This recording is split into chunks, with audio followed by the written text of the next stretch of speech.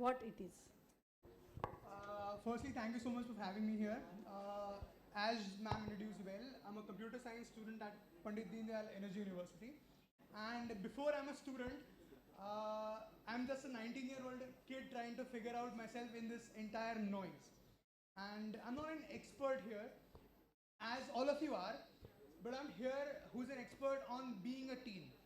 And that's why I think I'm capable of telling you all about what we experience and what we go through.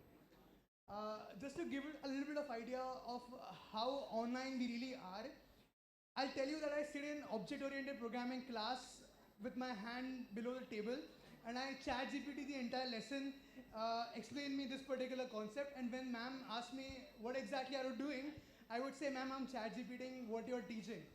And she would just ask me, am I not teaching well? And I would have to lie through that. So we are the generation that is born and raised in a culture of internet, and we know very well how to exploit internet, how to exploit technology to its brim.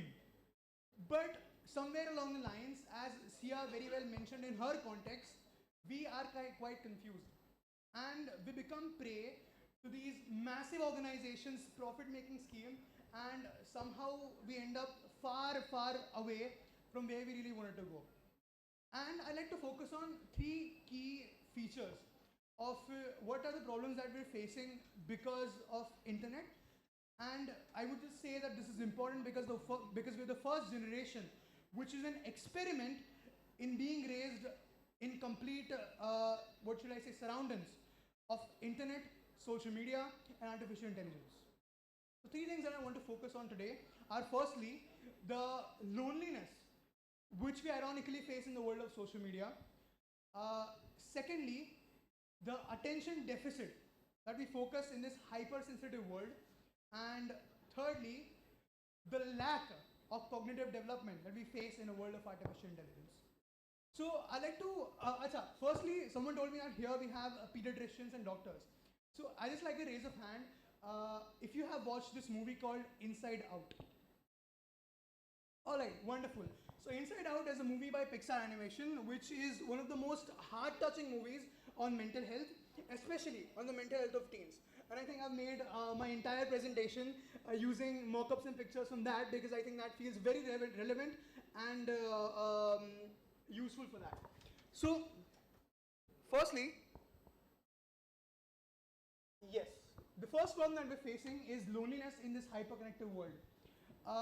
Whenever I was a child, I used to have this little goal in my head कि मुझे ना Instagram में 1000 followers चाहिए. Back in the days, I had like 79 followers, and I used to post cringe memes online. And today I have a curated feed where I post the best pictures, get my iPhone wale friends to edit them, and now with my 1000 followers, people do like them. And I felt when I was a child that I would feel proud to have say 1000 followers, even though now that is a small number. But now I have to admit, even shamefully, that out of those 1000 followers, I don't think I know heart to heart, soul to soul, or even the last name of more than say 150 people. And that is the epidemic that we're facing. We're facing an epidemic of hyper connectivity where we are exchanging real connection with likes. We're exchanging real connections with sharing reels. And I still look back in those days where I used to play cricket with my friends, where we used to high five with our sweaty hands, we used to hug each other and say, bro, tere mein se smell aa rahi hai. That was real connection.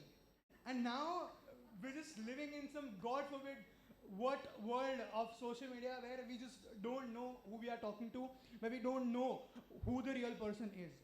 And even worse is the case of social media when it comes to dating. And I've learned that it's far worse for boys than for girls because you see when you go on these dating sites, say Bumble or Hinge, you would see that there are far more men than there are women. And when that happens, there's a Darwinian competition sort of thing happening online where everybody's just trying to look cool, everybody's just trying to look better than the other person. And when it comes to dating, it attaches to your self-esteem issues, and it looks back to those days where you felt that you were just not enough. And what that leads to is you forgetting all of the achievements that you've had in life and now you just want to compete with someone else who's not even in your league. I've been in those positions where I've wanted to be cool. I've been in those positions where I've wanted to be the perfect fit person just for the likes. And now I realize for the better that that was not what we should have gone after. And the crazy thing is, the algorithm of social media enhances this particular problem 100 times. Because you see live in front of your eyes who is getting more likes, who is getting more comments, who is getting more people to engage with them. And I would say that this is not true just for the influencers. It is true for each and every one of us. And a lot of teens, including me, feel down whenever there isn't proper response on social media. So we would say that here we have hundreds of friends online, but no one to call to when you feel heavy at 2 a.m. We talk all day, but who really knows us? That is the first problem that we're facing. Second problem that we're facing is the this wonderfully sad statistic that more than 40% of teens between age 16 and 24 report feeling lonely, or very often higher than the other old age groups. And I wonder कि अभी हमारे पास connection के इतने सारे options है, yet we are lonely just because of this one thing that we're chasing, not the real connections. Yes, coming to the second part of the problem that I think is that we're facing an entire collapse of our attention spans. What used to happen, मुझे मेरी mummy ने कई बार बोला है, and she said it in a very, what should I say, she said it in a way that she wanted to highlight how bad her childhood was, and she told me that they had repeating Sholay movie बार बार हर Saturday Sunday आ जाता था TV पे, दूरदर्शन पे. She told me how she had no access to mobile phones, so she had to study everything through herself. She had to get access to notes of her friends.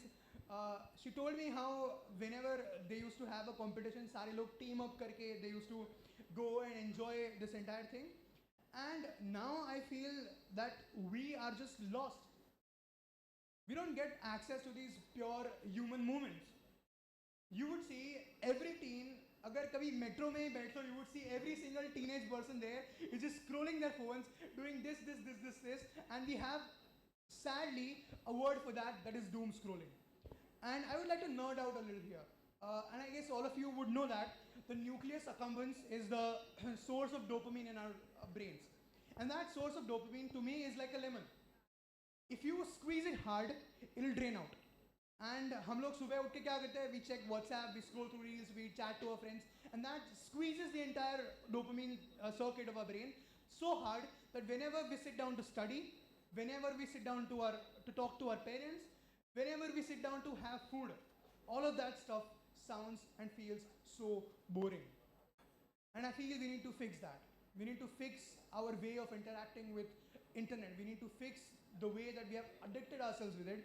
And I think the first step towards doing that is to start your morning routines in a way that's fresh. I would encourage people to go out and exercise in the morning, or just sit with your mother and have a cup of tea. Talk to her, ask her about her day, her yesterday, and that would just fix the entire problem of you being addicted to social media or you being addicted to any single platform or algorithm. And what this is doing after all is this is taking people away from their basic purpose in life. Because as I said, if your dopamine cycle is given a so hard squeeze and the entire dopamine drains out in just one scroll, in just 20 minutes of watching Instagram, then imagine the impact it would have on your future goals. Imagine the impact it would have on the way that you perceive life. Pehle, we used to have one particular goal that we wanted to chase. But right now, that goal has no space in our lives because everything is so boring. Sorry to interrupt, little here to keep time. All right, perfect. Then I'd like to, yes, the average attention span of teen today is 8 seconds. That's shorter than a goldfish, and that's concerning enough. And coming to the last point here, we are using AI as a crutch, as if we have broken legs and we need a walking support rather than us being in charge of our lives. As I started my discussion with me using an artificial intelligence chatbot in my classroom, I would say that this is the case with everyone. You sit in PDU campus during exams and you would see everyone using Perplexity, ChatGPT, Gemini to find answers, and to think for themselves. And I can only imagine how worse it can get when people start outsourcing their brains and never exercise them. I can only imagine how bad our critical thinking would be in the future when we just can't think of what color to wear today, what food to eat today, and how to make whatever we want to make for food. That is something that's happening. 75% is the reported potential reduction in critical thinking skills tied with AI dependence in undergraduates. And that is concerning. But I think what we need to do is educate people on how to use AI in a way that's beneficial to them. Schools should stop ignoring AI as something that's not their concern and start integrating healthy AI usage in their curricula. Start teaching kids what exactly is the way that you should use it in a way that would make you the agent of thinking and not them. What parents and teachers can do, I think parents should normalize talking about loneliness. They should ask their kids if they have some issues going on, if they feel anything is off. And kids should feel safer in letting themselves out to their parents.